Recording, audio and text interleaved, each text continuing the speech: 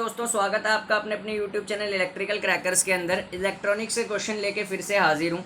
तो ये है, forward voltage of a silicon diode is around. Forward voltage silicon diode की कितनी होती है? तो ये क्वेश्चन बार बार पूछा जाता है। तो क्या होती है, 0.7 वोल्ट के आसपास होती है फॉरवर्ड वोल्टेज सिलिकॉन डायोड की। याद रखना अपने पास, ठीक है। ऑप्शन क्या आएगा? ए, ठीक है। नेक्स्ट हमारे पास क्वेश्चन है, स्मॉलेस्ट रीजन कौन सा होता है बीजेटी में? बीजेटी के अंदर जो स्मॉलेस्ट रीजन होता है वो कौन सा होता है? तो जो स्मॉलेस्ट रीजन होता है ना बीजेटी के अंदर, वो हमारे पास होता है base.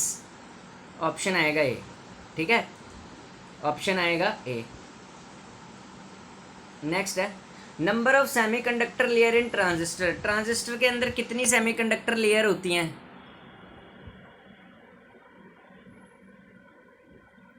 Number of semiconductor layer in a transistor बताओ भाई। ट्रांजिस्टर के अंदर कितनी होती है? 3 सेमीकंडक्टर लेयर होती हैं। ऑप्शन आएगा सी, ठीक है। 3 सेमीकंडक्टर लेयर होती हैं, ठीक है। नेक्स्ट है, नी voltage of a silicon and germanium PN junction. Knee voltage क्या होती है सिलिकॉन और जर्मेनियम पीएन जंक्शन की? देखो, सिलिकॉन की अभी बताई थी 0.7 वोल्ट होती है, ठीक है। जर्मेनियम की क्या होती है? 0.3, ठीक है। जर्मेनियम की तो 0.7 0.3 हो गया, सी हो गया। Ripple factor full wave rectifier का बिना फिल्टर के कितना होता है? फुल वेव रेक्टिफायर का जो रिपल फैक्टर होता है, याद रखना, वो होता है 48%। बहुत अच्छा होता है ये, ठीक है। फुल वेव रेक्टिफायर का जो रिपल फैक्टर होता है वो होता है 48%, ठीक है। हाफ वेव रेक्टिफायर पूछता, हाफ वेव पूछता, अगर हाफ वेव पूछता, हाफ पूछता, तो हाफ वेव का हमारे पास होता है, हाफ वेव का हमारे पास होता है 1.21, ठीक है। अब क्वेश्चन देखो, the following components are all active components. इसमें से कौन से कंपोनेंट्स जो हैं वो सारे के सारे एक्टिव कंपोनेंट हैं, ठीक है। तो देखो, एक्टिव कंपोनेंट कौन कौन से होंगे इसमें?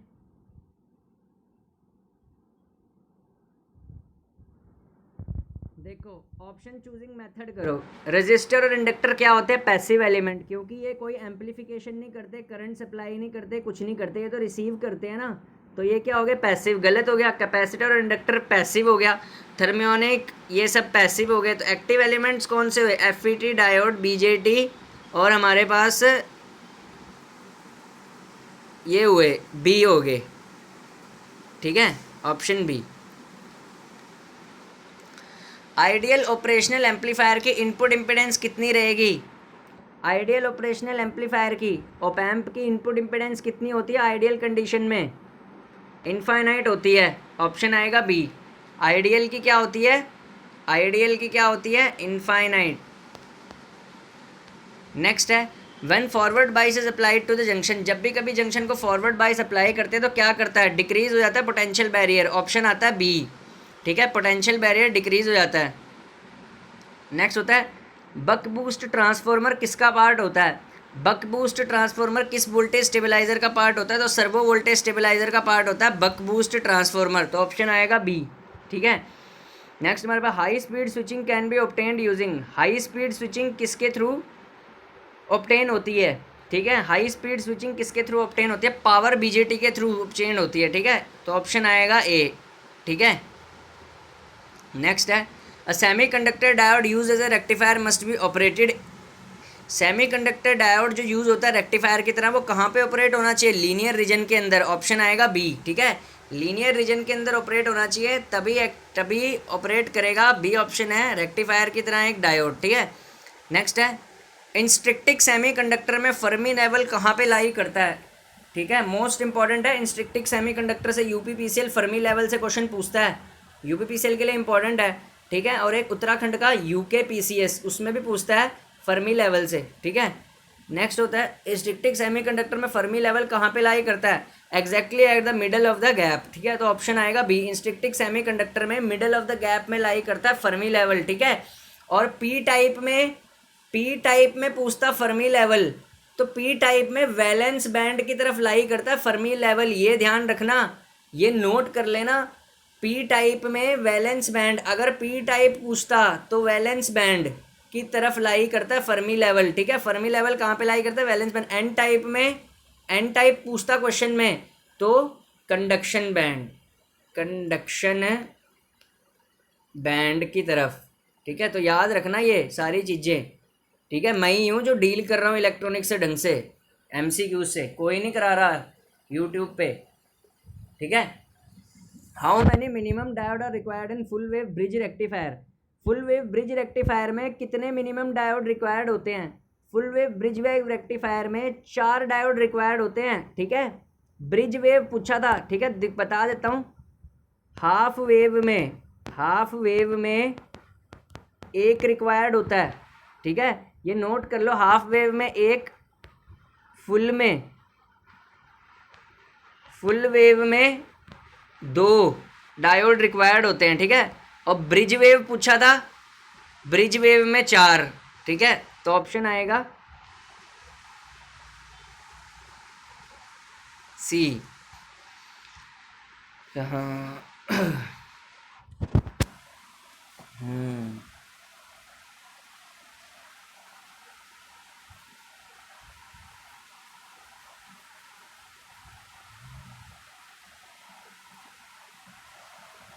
एनपीएन ट्रांजिस्टर में माइनॉरिटी चार्ज कैरियर्स क्या होते हैं? एनपीएन ट्रांजिस्टर जो होता है उसके अंदर जो माइनॉरिटी चार्ज कैरियर्स होते हैं,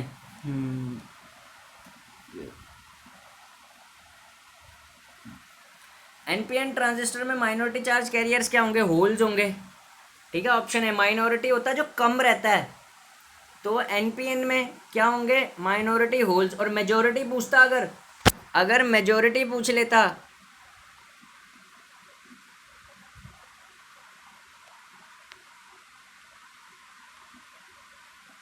मेजॉरिटी पूछता तो इलेक्ट्रॉन्स, ठीक है।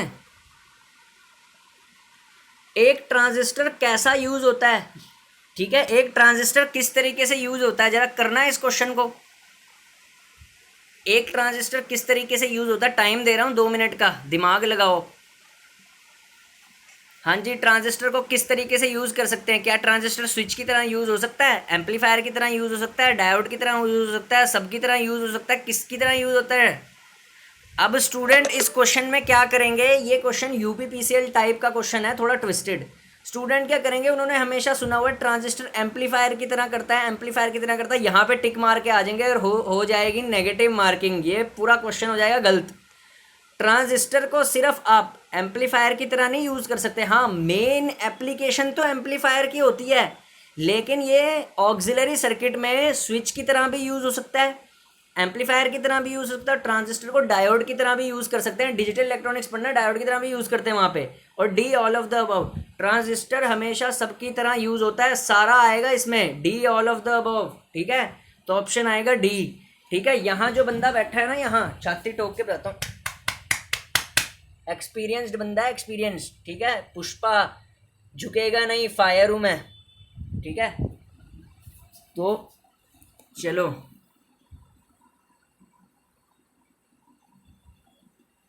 Which of the following configuration the power gain is highest? इसमें से किस कॉन्फ़िगरेशन में पावर गेन हाईएस्ट होती है? इसमें से किस कॉन्फ़िगरेशन में पावर गेन हाईएस्ट होता है? पावर गेन किस कॉन्फ़िगरेशन में हाईएस्ट होगा? कॉमन एमीटर में, कॉमन एमीटर में पावर गेन हाईएस्ट होता है।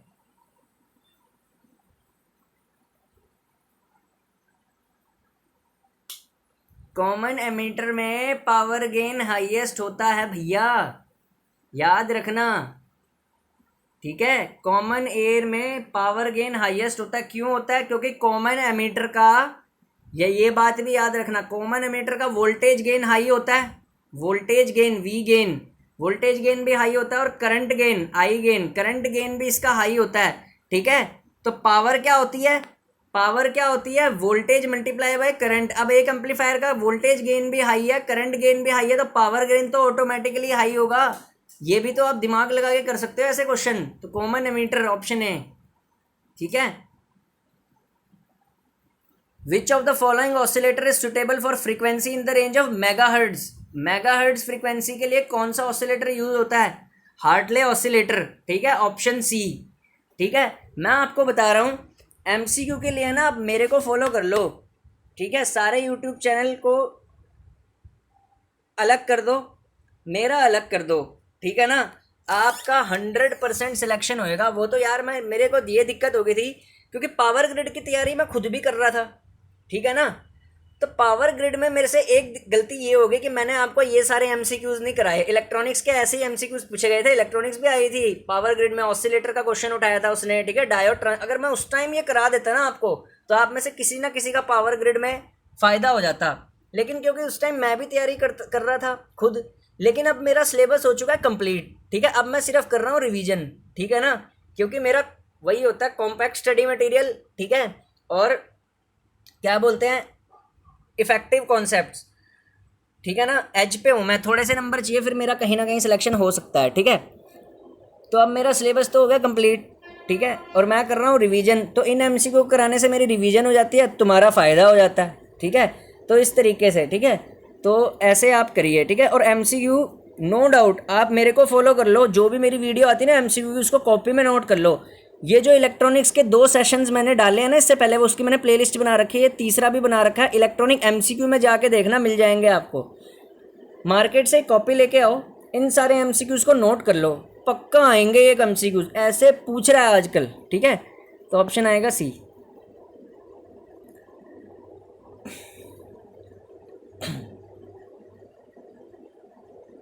अब ये क्वेश्चन है कि बीजेटी सर्किट में पीएनपी ट्रांजिस्टर जो है वो रिप्लेस हो रहा है एनपीएन ट्रांजिस्टर से, क्यों?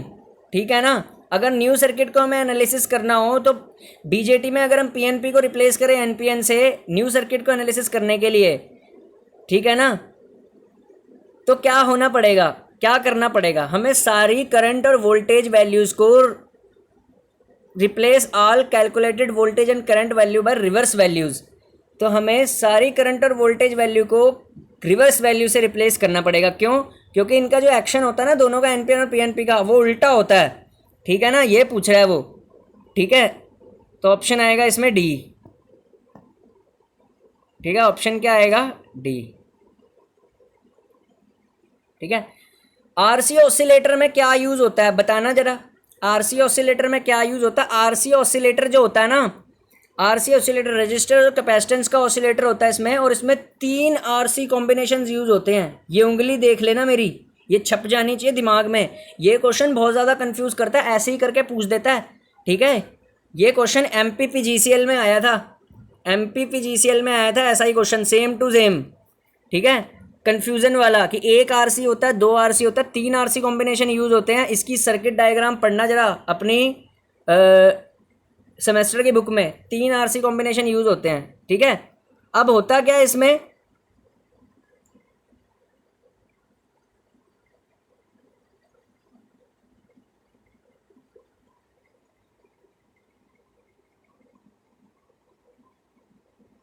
हाँ, गेन एफईटी का, गेन जो होता है एफईटी का, वो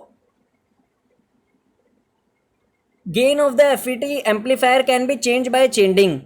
तो एफईटी जो होता है फील्ड इफेक्ट ट्रांजिस्टर एम्पलीफायर, उसके गेन को किस तरीके से चेंज करते हैं, किस तरीके के चेंज करते हैं गेन को, कौन सा पैरामीटर इनमें से यूज होगा गेन को चेंज करने के लिए? जीएम यूज होगा गेन को चेंज करने के लिए, ठीक है। तो ऑप्शन आएगा बी।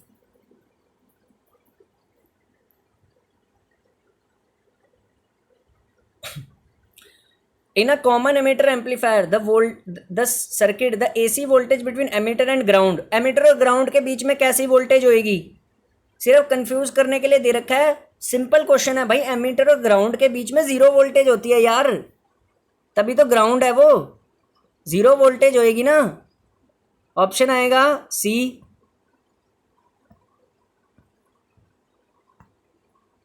चल ले भाई, भाई तो जाम ही हो गया ऐप।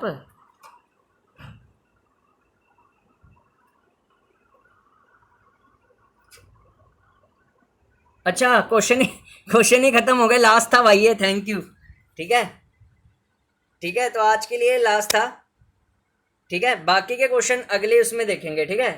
तो थैंक यू, इनको नोट कर लेना कॉपी में। ठीक है, एमसीक्यू का मेरे को फॉलो कर लो और कोई एक आधा और चैनल फॉलो कर लो, ठीक है, बस हो जाएगा आपका।